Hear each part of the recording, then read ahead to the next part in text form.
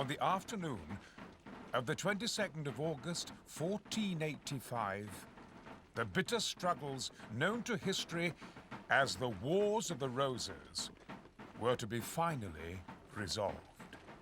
For 30 years, the peace and tranquility of the English countryside had been regularly destroyed by the vicious spectre of war. Today would be no different. Close by the tiny village of Bosworth in Leicestershire, King Richard III gained a dubious distinction. He became the last English monarch to fall and die in battle. The Wars of the Roses has left posterity a confusing mixture of fact and romantic myth. The truth has reached us embellished by propagandists, dramatists, and novelists. Behind such tales lie a complex series of conflicts whose causes perversely had their origins in a famous English victory.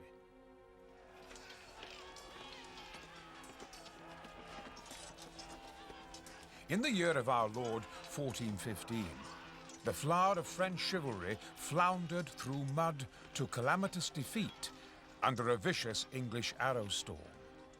King Henry V had turned a campaign that was looking like a humiliating fiasco into the renowned victory of Agincourt. By 1420, King Henry was named heir to the throne of France, and his marriage to the French king's daughter produced a son.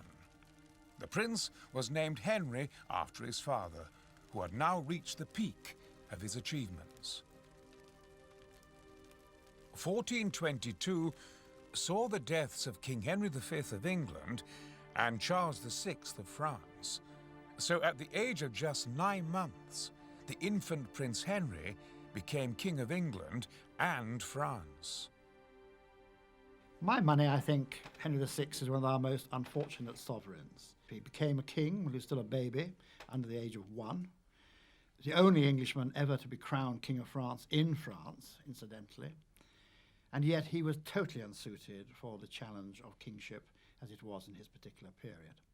His great interests were really in building Eton College and, of course, the King's College, Cambridge. That's the sort of thing he really excelled in. But he found himself involved in this tremendous mess of intrigue and disillusion and defeatism following the loss of the last years of the 100 Years' War. In 1445, in an effort to establish a lasting peace with France, King Henry embarked on a disastrous chain of diplomatic actions. To demonstrate his goodwill, King Henry offered to cede Anjou and Maine back to France. Despite the undisguised hostility of the nobility and people, King Henry refused to withdraw the offer, eventually marrying a French princess, Margaret of Anjou, to cement the agreement. It certainly didn't go down very well on the ground among the men who'd actually fought to obtain this territory in the first place and who'd been granted lands in it and were not given any clear indications of compensation. Might be made for quite good diplomatic reasons, but difficult to sell to people lower down the public hierarchy, as it were, particularly as the conquests had been purchased with such extensive taxation. There were reports of riots in Kent, Wiltshire, and the West. In July 1450, a mob of several thousand men, led by Jack Cade, entered London and murdered 2 Crown officials. So all this is happening in 1449 to 50. By the summer of 1450, the Duke of Somerset has returned, failed military leader, but successfully beginning to put together some order at the centre of government. But it's very unclear what the future holds. And it seems to be at this point that York, who is aware that there is popular discord and disarray in England, and who also knows that his name is being bandied about by popular opponents of the government as the man best equipped to come and sort it out, feels that he must return to England and take action. York took advantage of this period of civil unrest and the humiliating defeats in France to call for Somerset's dismissal. York has a somewhat troubled career in the early 1450s, standing up for the complaints of the Commons and accruing a certain amount of support from MPs, a certain amount of support from the lower orders, and a quite limited amount of support from the magnates, really only when he appears to be unstoppable. By 1453, however, York has been quite successfully presented mainly as a rabble-rouser. And in reaction to this kind of rabble-rousing, the other lords have gathered around the king and around the Duke of Somerset.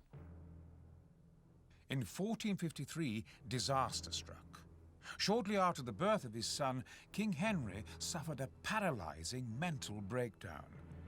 As the King's Council frantically debated what to do, the Duke of York returned quietly to court.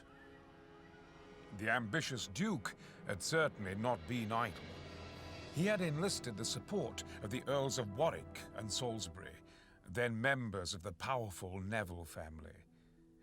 His capacity to take the lead, as he does with increasing authority from the end of 1453, early 1454, is radically increased by major divisions among the magnates of the north. A huge squabble breaks out between the Percy and Neville families, and the Neville side with York, giving him a sort of firm base of noble support, which he's never really had before. York persuaded the council to make him protector, and his first act was to arrest and imprison Somerset. The Duke of York swore his only ambition was to rid the king of his evil councillors. As it turned out, after less than a year, the king recovered from his illness. Somerset was released, and the influence of York was dissipated.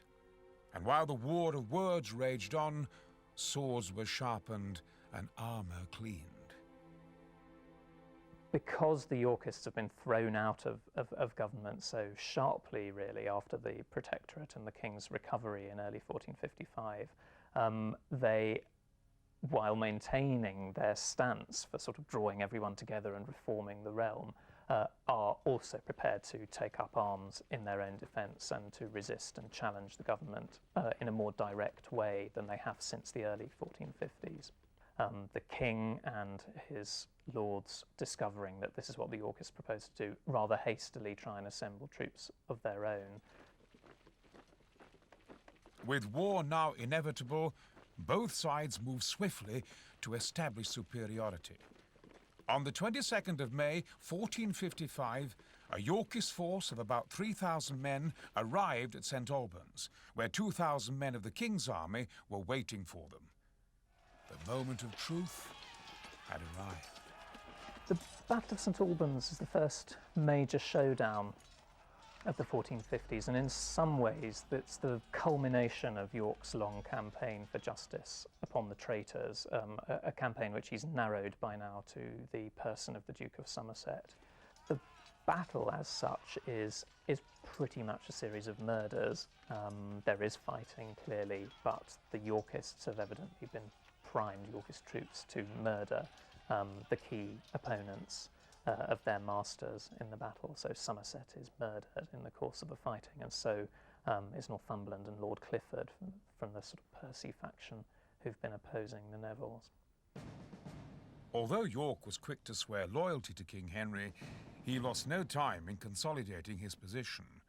Warwick was made captain of Calais, an extremely important post, for the town was an invaluable source of well-trained soldiers for the Yorkist cause. York himself became constable, and a parliamentary pardon was immediately granted to all his retainers. However, the Battle of St. Albans solved none of the problems. In fact, it had created little more than an uneasy peace. There were soon disturbances in the west, and a French fleet sacked Sandwich in Kent.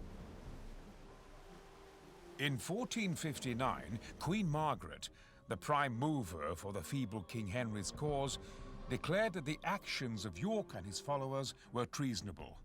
Both sides quickly raised armies again. When we consider how armies were raised at this period, it was still the habit when it was a royal army to issue a formal commission of array and to bring people in under all sorts of duties and obligations to the crown. But it was nothing like as simple as that, though, of course, in the Wars of the Roses period. Here you had these great lords who'd come back from France at the end of the 100 Years' War, circumstances of defeat. They'd lost all their very nice little perks by way of ransoms and so forth they might hope to get. And they all begin to form their own little private armies. And so you have a whole multiplicity of armies, all of them owing allegiance to one particular great lord or another, or in some cases to the king. But at the very best, he is primus inter pares, first amongst equals, and of course many of his nobles were much stronger than he was at this time.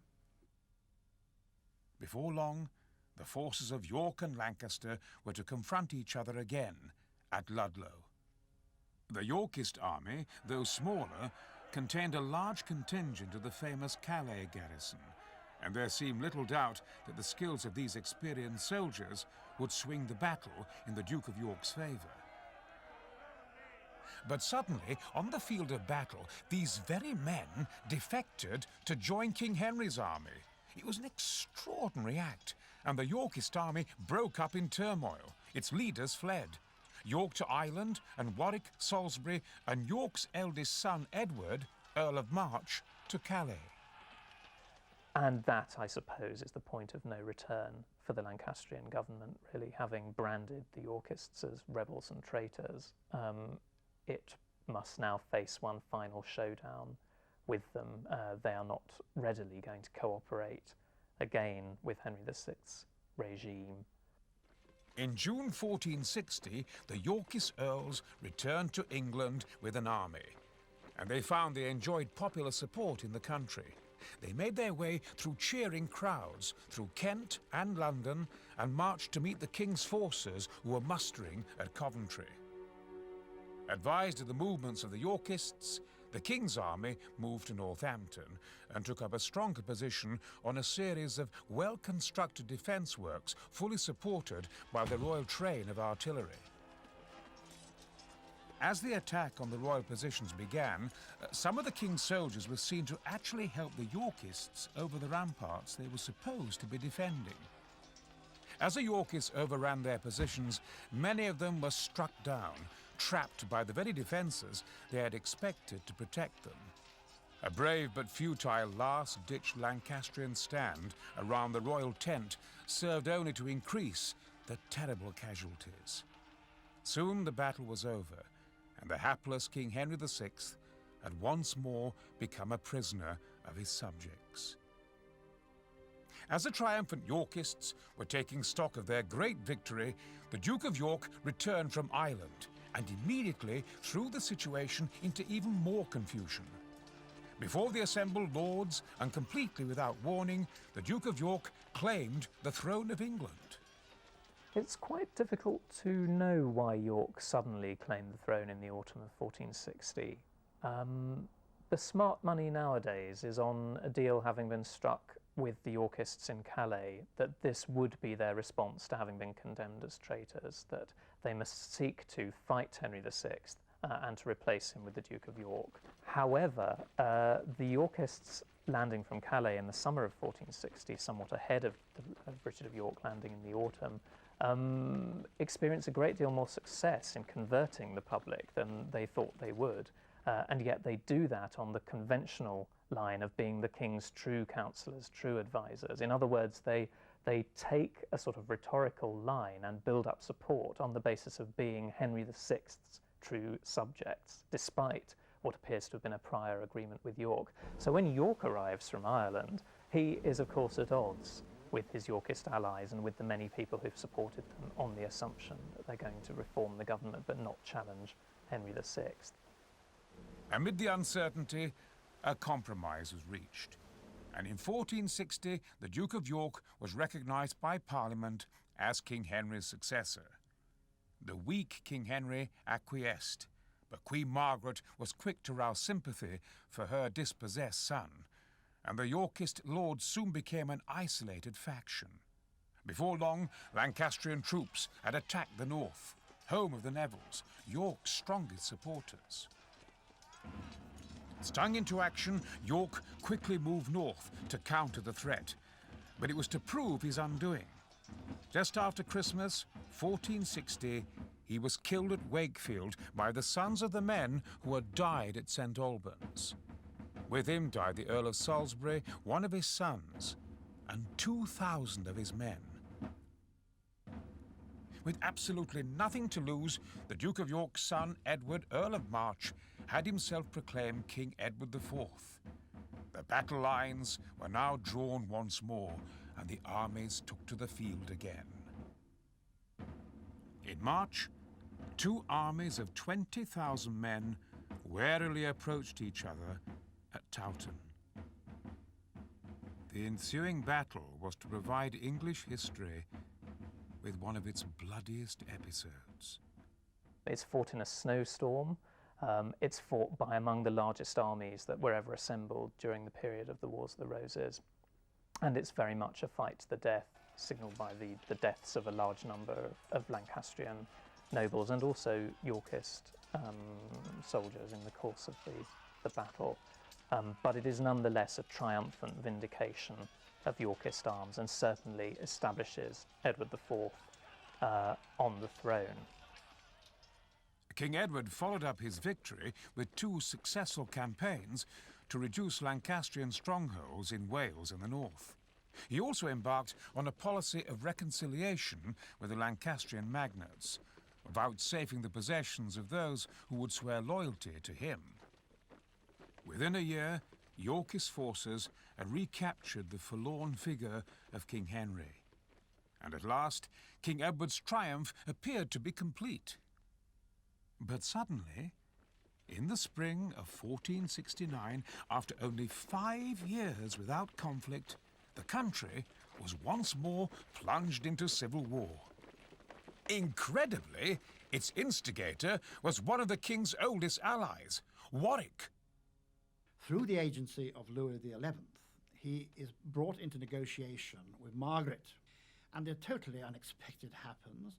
He is persuaded to marry one of his younger daughters to the Prince of Wales and promptly becomes a Lancastrian. He then returns to England to a massive welcome, accepts the King Henry VI as king again, dusts him down, brings him out of the White Tower, and he's king again. And of course, he then believes he's got it made.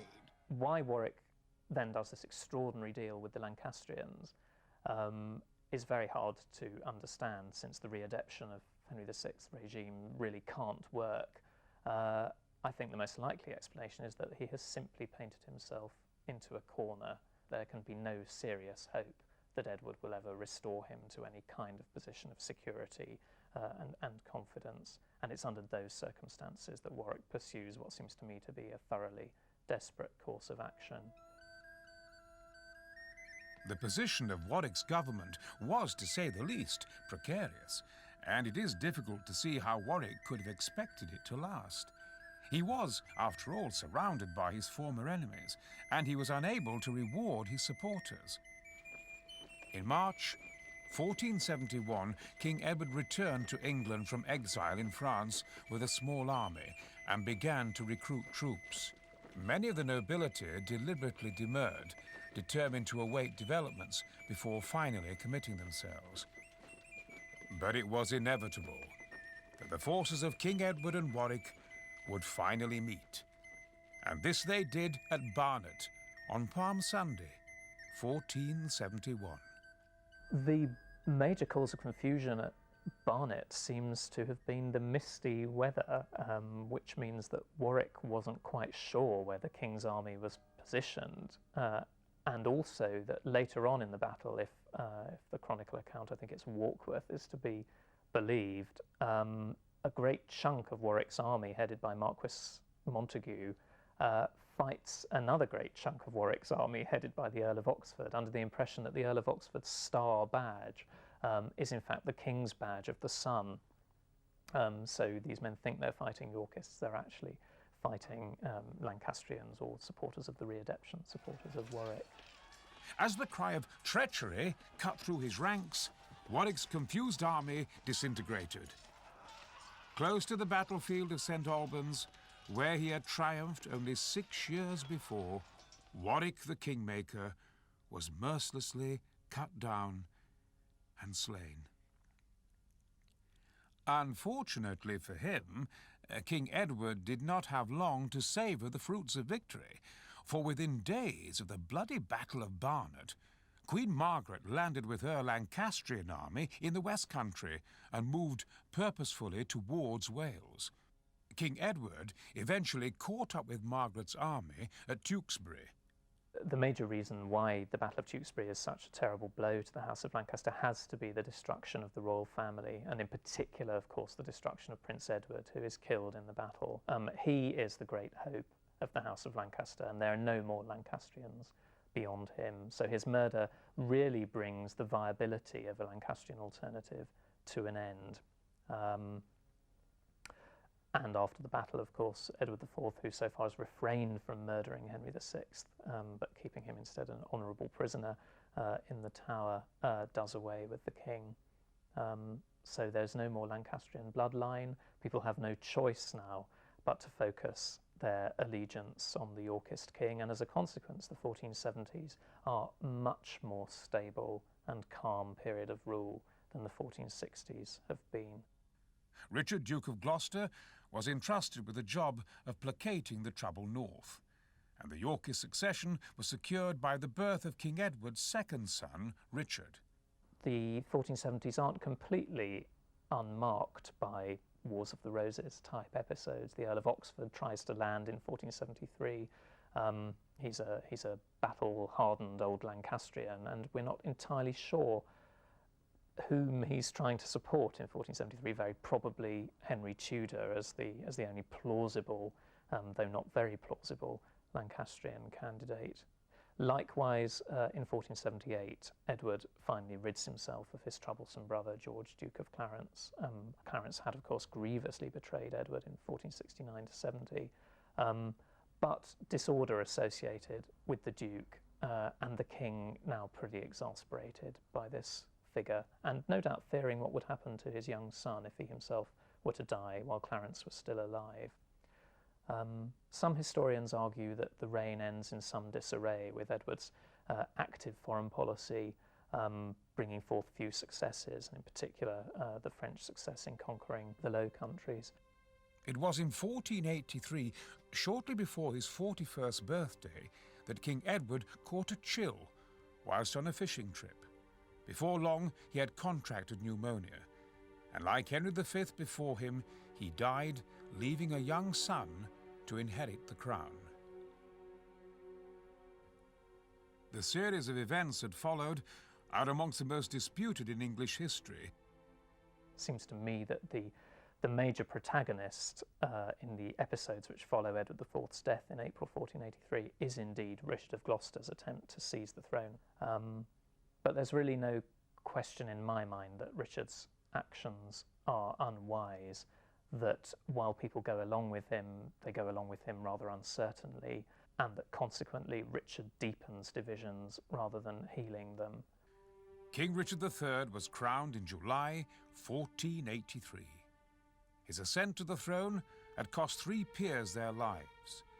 There remains the strong suspicion that he removed King Edward's sons from the succession by having them imprisoned and murdered in cold blood. Whatever the truth, many more victims went to the block. The House of York appeared to be completely in the ascendant. However, its grip on power was not to last. It was only 3 months into Richard III's reign that one of his former supporters, the Duke of Buckingham, led a rising in favour of Henry Tudor. This obscure young Welsh earl, exiled in France, had lately become the focus of Lancastrian aspirations. With a small fleet, he eagerly set sail for England, assured by his followers of an enthusiastic welcome. Unfortunately for them, a combination of poor weather and indifferent support completely destroyed the rebellion, and the Duke of Buckingham paid the ultimate price for his treason. Lancastrian political ambitions were temporarily frustrated, and Henry Tudor's invasion fleet returned to France without ever landing on English soil. Just over 2 years later, in the autumn of 1485, Henry Tudor finally landed at Milford Haven in Wales. King Richard finally mustered his troops at Leicester, an easily accessible central point in England. But as Henry Tudor's army approached, he made the decision to move his army and take up a position on Ambion Hill near Bosworth. At sunrise, on the 22nd of August 1485, the men of these two great armies knelt and prayed to God for victory over their enemy. Of course, we all think of Shakespeare, of course, and his famous way of developing this battle. Mustn't forget, of course, that Shakespeare was very much a Tudor propagandist. You have his famous phrase of having Richard rushing around saying, a horse, my kingdom for a horse," after he'd been dismounted. And you have, of course, the desertion of the famous Stanley family, which had been sat in the battlefield on a flank, officially there on behalf of the king, but who, towards the end of the battle, come in strongly on the side of the Tudors. In terms of casualties, it is thought something like 1,000 of the Richard III's party actually were killed on the battlefield, and possibly 900 of the party of Henry Tudor. As the victorious Lancastrians took possession of the field of Bosworth, a hurried search began as soldiers hunted eagerly around the hacked and mutilated remains of King Richard and his followers. Eventually, in a thorn bush close by, the battered royal crown of England was discovered. Henry Tudor was crowned king on the battlefield. King Henry VII moved rapidly from Bosworth Field to safeguard his newly acquired kingdom. He had his most immediate rival to the throne, the young Earl of Warwick, arrested and imprisoned in the Tower. He then married the late King Edward's daughter, Elizabeth, and thus the two houses of York and Lancaster were at last united. I would say that very few historians now see the Wars of the Roses as ending in 1485.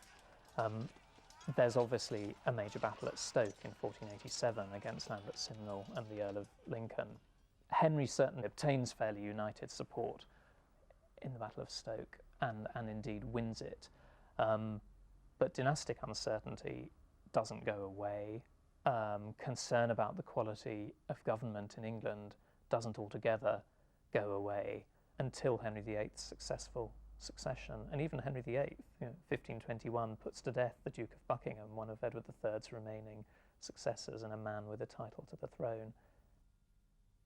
We see the creation of a kind of government which is much more centralised, rather more bureaucratised, rather more conscious of itself and of its authority, rather more able to intervene in all parts of the localities.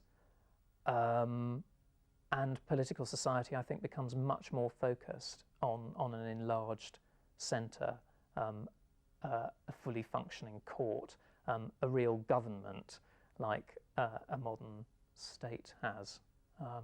And that's the basis of the Tudor regime, a much more kind of centralised political structure than that of the later Middle Ages.